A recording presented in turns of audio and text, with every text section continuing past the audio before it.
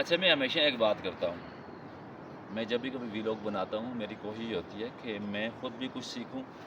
شاید میری کسی بات سے آپ کو کچھ سبق ملے یا نہ ملے مجھے پتہ نہیں ہے، لیکن کم از کم میں خود سیکھنا چاہتا ہوں۔ میں ہمیشہ ایک بات کرتا تھا کہ جب آپ مسئلہ کشمیر پر خاموش تھے، ظلم کے پہاڑ ٹوٹ گئے، جب آپ فلسطین کے مسئلے پر خاموش تھے، ہم لوگ یہی کر سکتے ہیں، لوگوں تک اپنی آواز کو پہنچا سکتے ہیں کہ آپ فلسطین کے لیے بات کرو۔ وہاں پہ ظلم ہو رہا ہے، وہاں پہ تشدد ہو رہا ہے، ماؤں کی گودیں اجاڑ دی گئی، جوان بچوں کے، بھائیوں کے لاشیں بکھرے پڑے، آپ لوگ خاموش تماشائی کی طرح بیٹھ کے مذمت کرتے تھے۔ وہی اسرائیل ہے، وہی امریکہ ہے، وہی انڈیا ہے، اور اب جو یہ جنگ کا آغاز ہوا ہے پاکستان میں، اس بات کو یاد رکھیں، فلسطین کی کڑی ہے یہ۔ فلسطین کا امن خراب کیا، آپ لوگ خاموش رہے، اب وہی امریکہ، وہی اسرائیل، وہی انڈیا پاکستان کا، کشمیر کا امن خراب کر چکا۔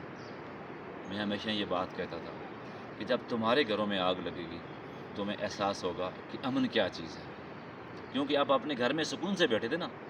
اسلام آباد دارالخلافہ، وہاں پر حملے ہو گئے، مظفر آباد دارالخلافے میں حملے ہو گئے، اسلام آباد میں ہو گئے، کراچی میں ہو گئے۔ تو یہ ایک بات یاد رکھو، اللہ تعالیٰ نے یہ جو آپ کو ایک منصب دیا ہے نا، میں آپ کے کردار پہ بات نہیں کرتا، مجھے نہیں پتا آپ چور ہیں، ڈاکو ہیں، زانی ہیں، میں کچھ بھی نہیں کہتا، یہ دنیا کہتی ہے، میں کچھ نہیں کہتا، لیکن اگر اللہ تعالیٰ نے آپ کو ایک منصب دیا ہے نا، اس کے بارے میں اللہ تعالیٰ آپ سے سوال کریں گے اور پوچھیں گے۔ فلسطین کے ظلم پر آپ خاموش رہے، برما کے ظلم پر آپ خاموش رہے، ہندوستان میں مسلمانوں پر ظلم ہوا، آپ خاموش رہے۔ نام نہاد ہندوستان کے مسلمان لیڈر ہیں جو اپنے لائک کے لیے یا اپنی فین فالوئنگ کو بڑھانے کے لیے تو بڑے آج کل وہ چمچہ گیری کرتے ہیں، بٹ یہ ساری چیزیں قابل قبول نہیں ہیں، مجھے نام لینے کی ضرورت نہیں ہے، آپ سب پہچانتے ہیں ان کو۔ اور کشمیر کے ظلم پر آپ خاموش رہے۔ تو یہ جنگ اب ہمارے حکمرانوں کے گھروں میں آ چکی ہے۔ اگر آپ غیرت سے کھڑے ہو جاؤ گے تو میں یہ سمجھتا ہوں کہ شاید یہاں سے یہ ظلم تھم سکتا ہے، ورنہ آپ کو بھاگنے کی جگہ نہیں ملے گی۔ کشمیریوں نے یہ ظلم برداشت کیا، ملک چھوڑ کے بھاگے نہیں۔ ہندوستان کے مسلمانوں یہ ظلم برداشت کیا، ہندوستان چھوڑ کے بھاگے نہیں، کیونکہ ان کا ملک تھا۔ برما کے لوگوں نے ظلم